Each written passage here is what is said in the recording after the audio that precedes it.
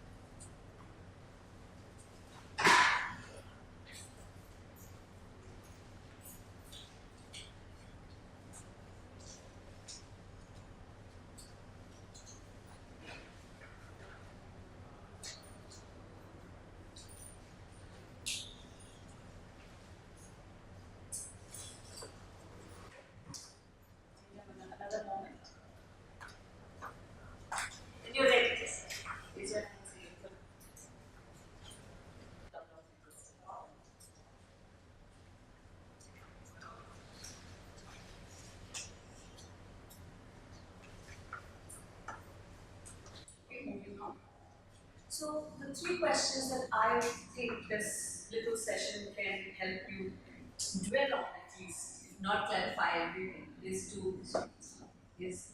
why handling yourself out is important. Nobody's going to come and handle that.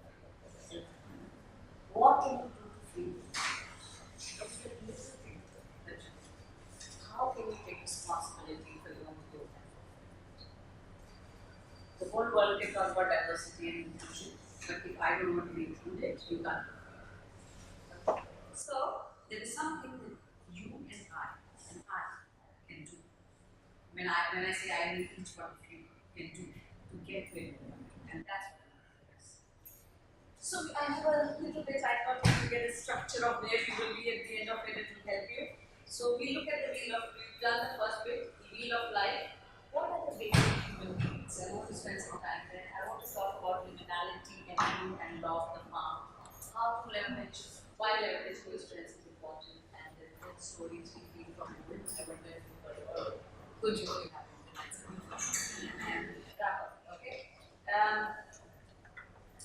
We need a timekeeper and tell him when we are at 10:40 or 10:25. Oh, what's your name? Sangeeta. Okay. Tell me, what is that one situation that restricted your career growth? I am assuming here that since you're here, you're restarting. What is it that one thing that restricted your career?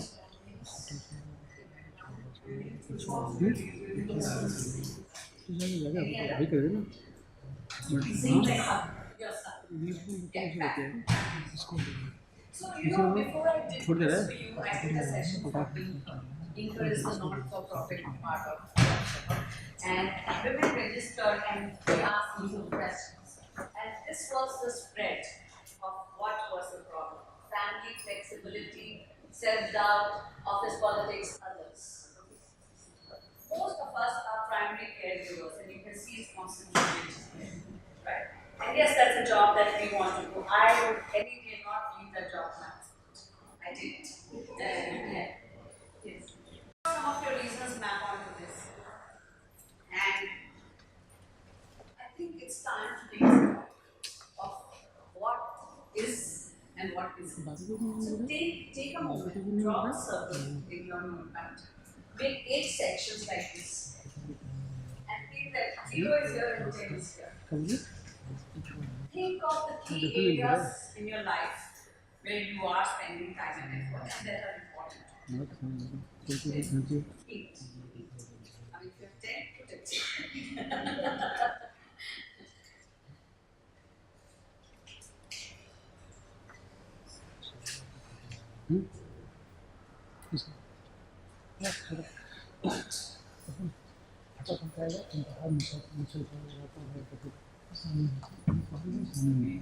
So I want you to think of key areas in your life and where you're spending time and effort.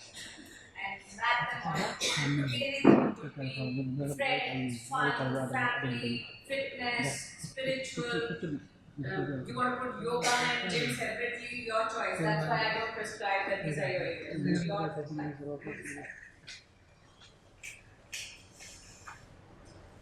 you can put 2 children in 2 different sections because one needs more time.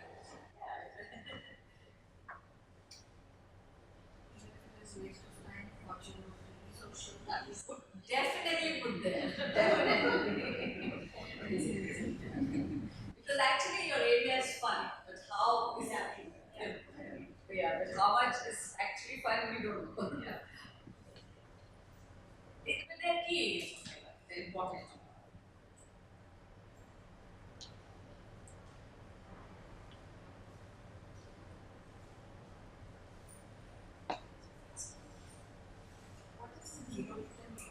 Yeah, so this is the time and effort that you're spending. If you've noted down areas, then shade each section with the amount of time and effort you're spending in it from 0 to 10. If 10 being the maximum and 0 being. No, it doesn't. And it will be just a sense. We call it phenomenological, it's very long. A felt sense of things.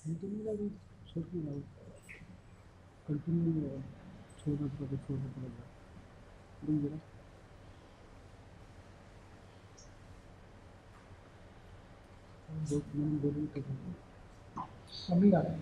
Mummy तो आ रहे हैं।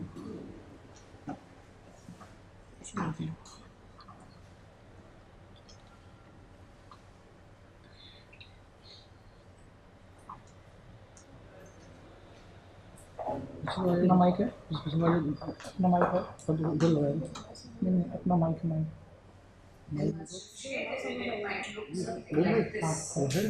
Wire वो table पे mic रख दो। मैं बोल रहा हूँ एक बार खाली उधर मैडम से प्रॉपर उस पर फोन दे दो 3-4 जल्दी 6 सेकंड का जा रहा है।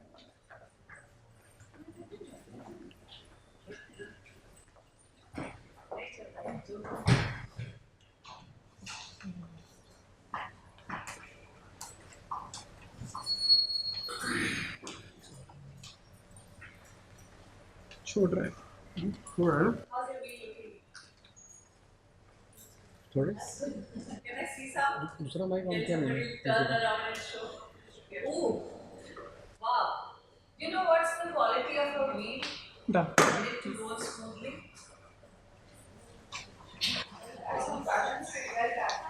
So is this wheel going to roll? It's going to be a pretty bumpy ride, right? So for a wheel to roll well, it needs to be balanced. That doesn't mean to say that every day there will be balance in your life. That means to say if over a certain period of time, if some of the areas that are key to you, if they are not getting fulfilled, you're not spending time in it, you will feel jumping of the life.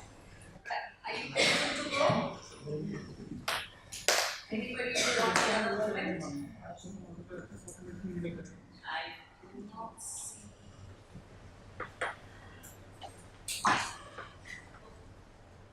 I didn't get catch it. What's your name, please? Preeti. Preeti, are you good to go? Yeah. Okay. From 0 to 10. Yeah. So how's your wheel looking? No, I just done like this. Acha, okay. So how would your wheel look? Would it look nicely balanced, or which is the area? It's important that you know which area. Now, whichever area you want to increase, circle that.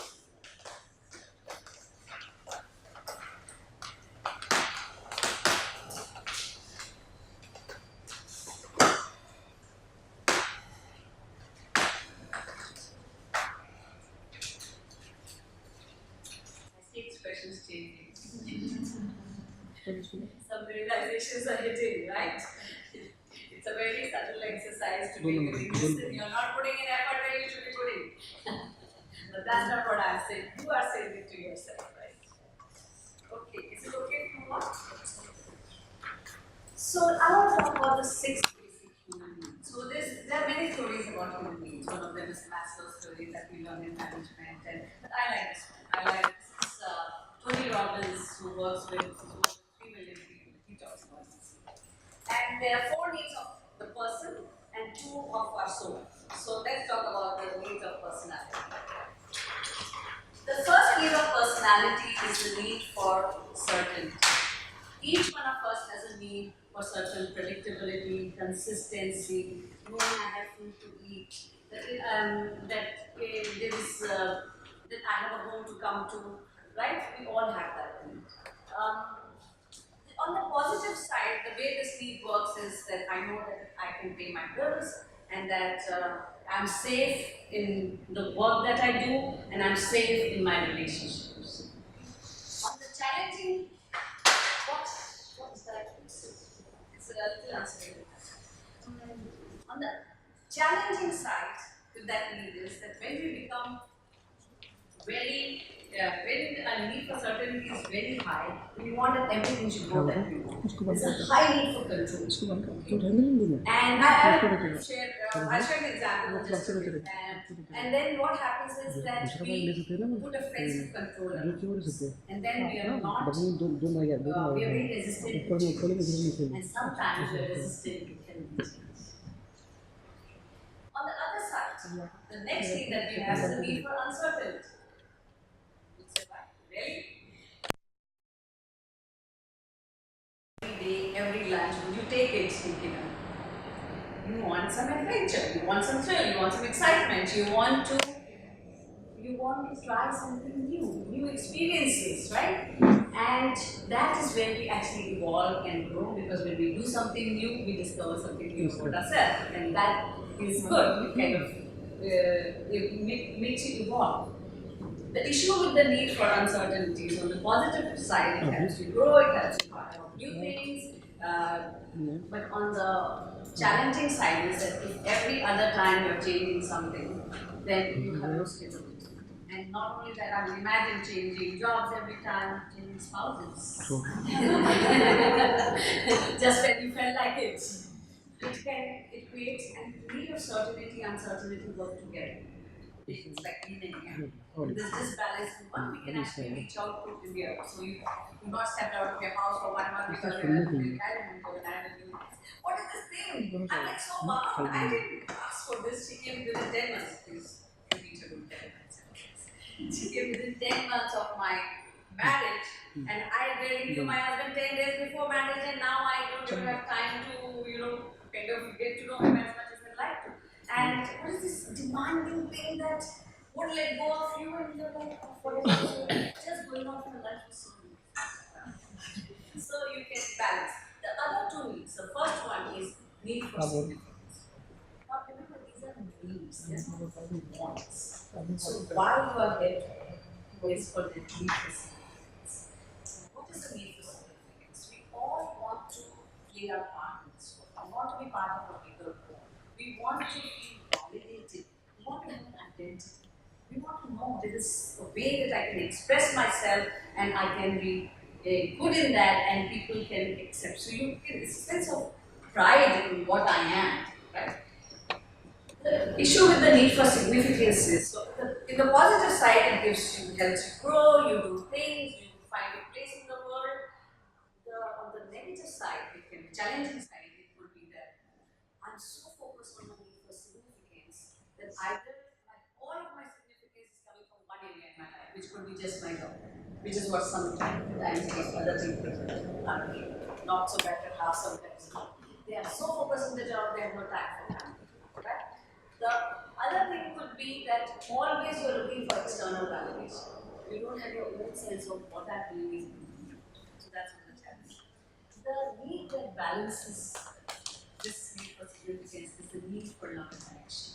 Again, a basic primal need. We want to be able to feel loved. There's research to say that each one of us has to have at least one person who loves us unconditionally to keep us safe. If we don't have that, if it's all conditional to what I am, what I'm doing for them, then we don't feel safe. So all these are needs because they are for our survival. We won't survive. So the need for love and connection is about making genuine, authentic relationships with people. Now imagine if I'm spending all my time at work. Will I have time? So these two things also work together. And then there are two other things. The need of the spirits. We all need to. Every microorganism or anybody, even a creative endeavor. Something like jobs for her, if it doesn't, it's not fueled by new blood, by new energy, it will stagnate and then die. So every microorganism needs to grow. And all these four needs, it feeds on those four needs. So if somewhere any of this need is not being met, then this needs will not, and it's a need of the spirit that we will feed, we will vegetate or we will stagnate, and inside we will feel half. Yes, sir. We will give you the entire recording of the workshop will be uploaded. So don't worry about the recording and anything. You will get it and then this. The other need is the need to contribute, to be more than ourselves, to be able to give it to be part of other people's lives and give them something. And again, all these needs, if these basic needs of the personality are not met, then these needs, we will not have the energy or the bandwidth to take care of this. So my question, the issue is, Some of us may have a high need of certainty, some of us must have a high need of uncertainty or significance or connection. The point is, are you making these needs resourcefully or unresourcefully? Let me share a personal example. So we were in Gurgaon and my children were studying in a wonderful school. We had been there 6 years. And ever in my life, I lived in Congress for 6 years in Gurgaon. We had a wonderful place to stay. Everything was well taken care of. My work was going on beautifully. The children's school was 2 kilometers away. They were studying in Shriram School in Gurgaon. I know how what effort I went to get them admission there. So, and my daughter, when she went to that school, the only thing she asked my husband was, "Can I stay in this school till winter?" And he said, "I'm not going." Anyway, so he got a posting to Nigeria. Now, if you've heard of Nigeria, basically the only thing you hear is that it's an insecure place, right? But he was going on a role of a managing director of a restaurant, and we went for a visit to look and see. And I saw the wheels rolling in his head. I could see him saying, "Oh, you know that this is this way, and I know this is this." And we were like a hotel, and you would think you'd be protected now. He said, "No, no, last year armed robbers came here."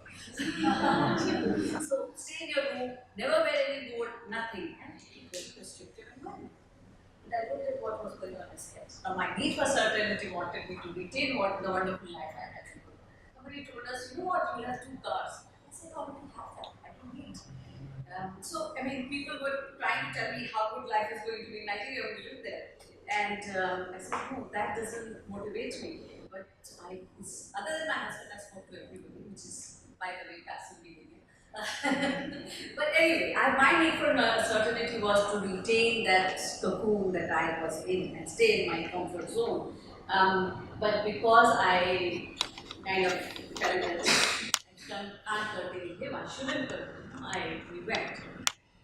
And when we reached there, within 3 months of reaching there, I got a job to manage the practice side of the learning.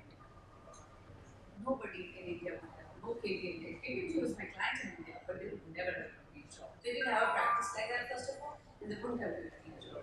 So, but I got the good. If I looked the whole world over, I wouldn't have found it. Because I fitted in like a hand in glove. And I blossomed. In 1.5 years, I became senior manager. They loved me, I loved them, and it was the most beautiful experience to me. And the confidence that I gathered by living with that need of uncertainty. In fact, when I got the job, went on confidence.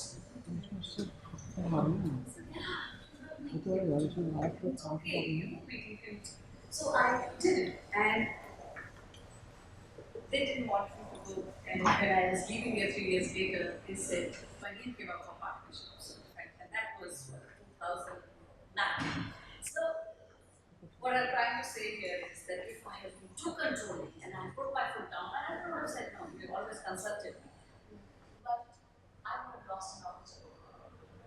So, my point, one other example I want to give is about the need for significance. So, how are you meeting your need for significance? Are you doing some volunteer work? Okay, you may not be in a job. Are you doing volunteer work? Are you going and exposing yourself to some place?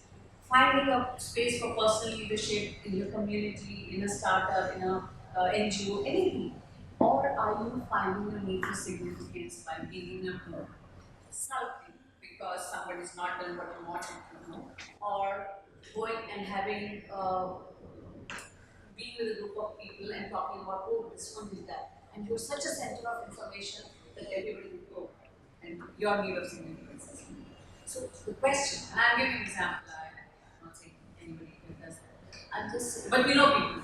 We know people need that need for taking significance like that in our society, in our families, etc.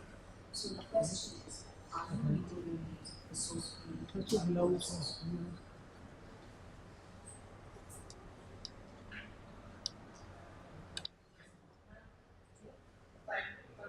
Thank you. Yeah, liminality and law of the farm. Have you heard of the term liminality? So liminality comes from the word limen, Latin word for threshold. And liminality is the space of being in a place of transition, of between and betwixt, either here, not there, hanging in there, being in a state of living. And it's a disorientating state, right? Because you don't know. Every day you wake up, oh, am I doing something or am I not doing something? And have no answers. So it's a state of being suspended in these activities. And I've written an article on it called Living in the Liminal Space, and I've actually poured out my life there. So if you just Google liminality and Smriti Goyal, you will find that. So liminality is about, so Arthur Van Gennep, who is an anthropologist, he talks about liminality in quite three passages as well. He talks about that youngsters, when they are entering into teenage puberty, there is a ritual. In certain tribes, there's a ritual to set them into that. Even in some of our societies, we don't have that. So there's a ritual to let everybody know that this person is now entering the state of liminality, and that it kind of sets a formal pathway for them to experiment, and it also helps a society to cope because they know they're in this stage of it's okay if he's behaved in a particular way because you know what he's in that place, and then they mark it when they reach adulthood. It's also a time to experiment, to do what you haven't done before. So because when you were 12, you didn't do it, but now you're 14. Why not try it out? So, and they also mark it when they reach adulthood. And the space in between is the liminal space. So, you know what is your point from where you're starting. What you don't know is what you want to do. Right? Unfortunately, in the modern world, we don't mark it. We mark, oh yes, we have marriage, we have children. Is anybody saying to you that listen, you were this person who got trained to do this, you worked 5 years of your life in that, but now you're in a place where you don't know what's going on. And the question to you is that if you knew what the point of arrival is, what would you be doing? And I want to juxtapose this with another concept, law of the farm. If you've read Stephen Covey, he talks about law of the farm. There's a guy called Jairus Sparrow who works in the field of transactional analysis and education. He talks about law of the farm. What is law of the farm? If I want a tree laden with fruit, can I sow the seed today and get it tomorrow? We all do. But is it good each one of us to plant the seed today, nurture it, talk to it, and then grow it, and in time, I'm building a crop. All of us have that capability. Yes or no? So if you juxtapose these two, for example, so everywhere I went, okay, so we're going to school, we're going to work, manage the house and everything, but now I'm going to for myself. And quickly, I will either, or of course, quickly make friends, because I know in 3 years' time I will leave. So if I wait for 2 years to make friends and have my inhibitions and stay inside and don't expose myself to anything, it will be very difficult. So even done and been in a book fair, went and told stories about Diwali in Nigeria and the international school about Ram and Ravan and told stories. Did all that just to give myself some form of expression. When I was in South Africa, it took me a year to find 2 jobs. It took 7 months to get my work permit. One of them said they can't do the work permit, and I worked for Genpact, and they said they'll do the work permit. It took 7 months. What am I going to do with myself? My children were not living with me. So I went and done some plan arrangement. And it was beautiful because every time I had dinner, because it appealed to my sense of aesthetic, I would lay down the flower arrangement made by me.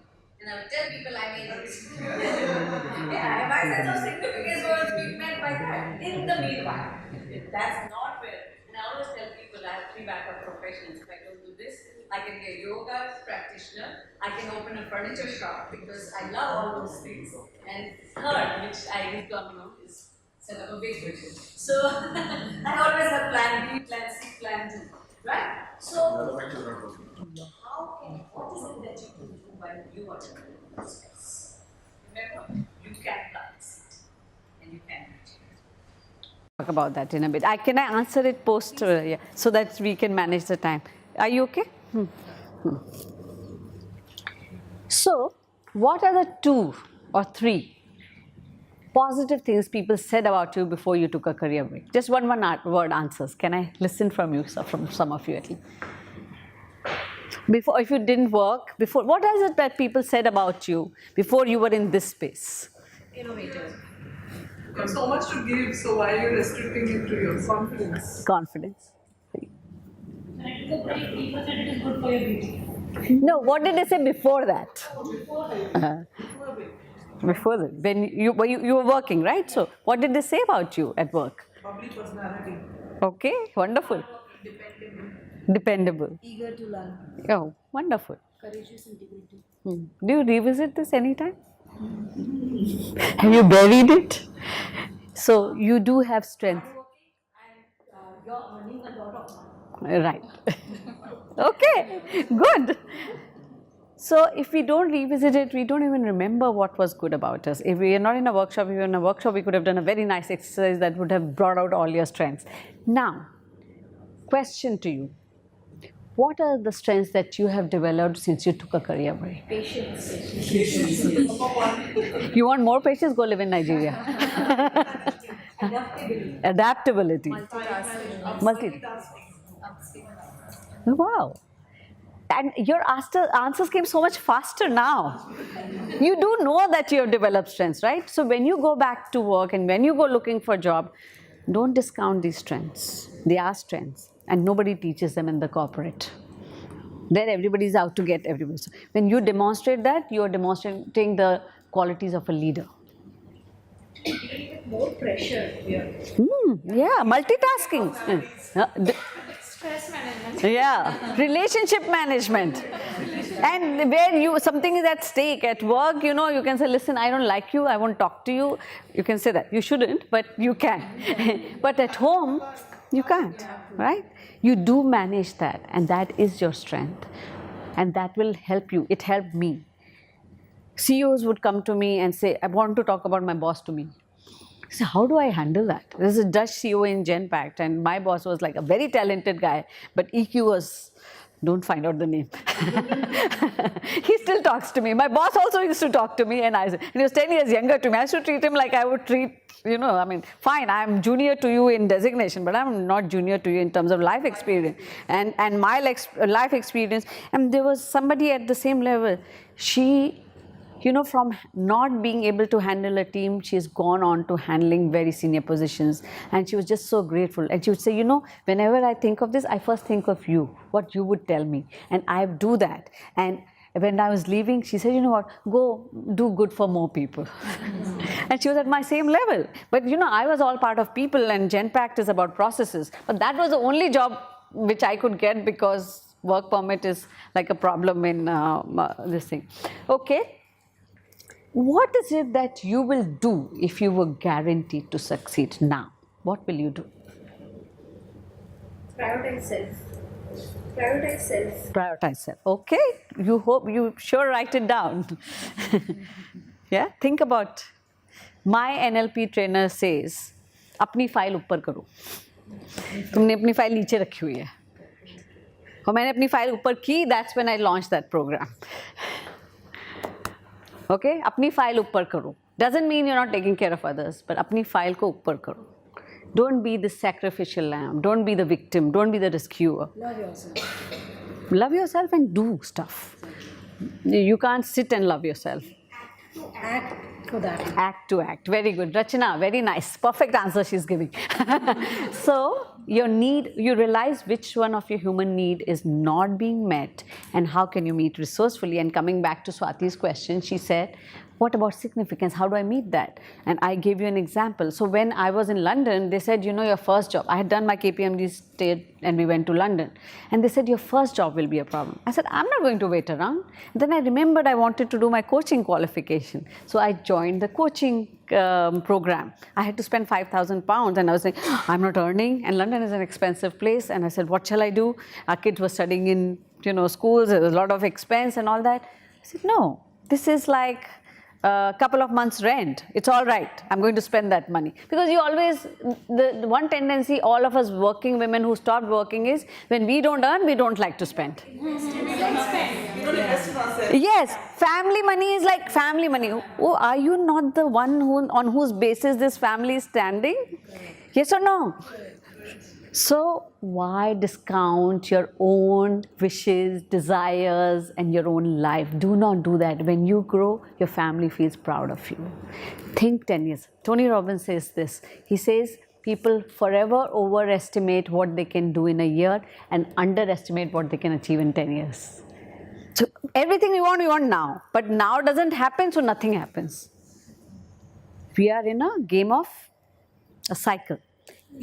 So significance, need for significance. I met my need for significance, Swati. I was telling you, I did that. I met 30 people, elite people with whom I was working. I'm still connected to them. I coached them, they coached me. And it just gave me a sense of my identity. They would say, you know, you're a masterful coach. And I would say, really? And in this society where still people, that means I can believe in my skills. So some external validation and some internal validation, yeah? You need both, okay? Now, as we end, I want to talk about this story called 3 Feet from Gold, and it's a true story. There's in the 1950s, there's a person called, in the US, there was a person called R.U. Derby, and he had an uncle called Harvey.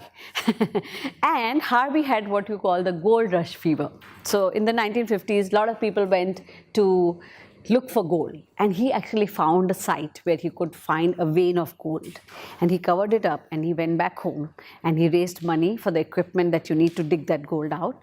And then Derby also went with him. Harvey and Derby dug, and they found gold, and they filled their cart and then say, wow, we are going to be so rich, we have made it in life. Unfortunately, the vein stopped.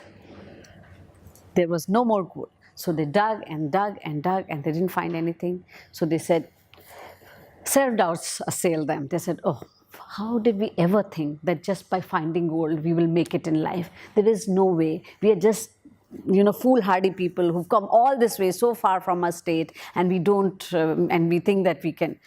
So very disappointed, and they quit, and they sold the machine that they had got to a junk guy who used to buy this junk equipment, and they sold it to him, and they went back home. The junk guy said, oh, you know what, let me see what to do.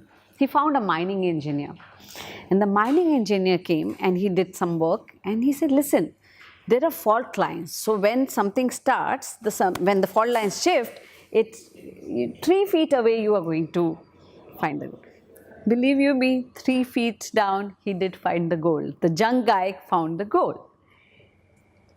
And the point is that how far are you from your gold? Are you 3 feet away from your gold or not? So if they had persisted, if they had not been assailed by self-doubts, and if they had continued to use some creativity in finding out how they can find this gold and not given it up so easily, they would have found their gold.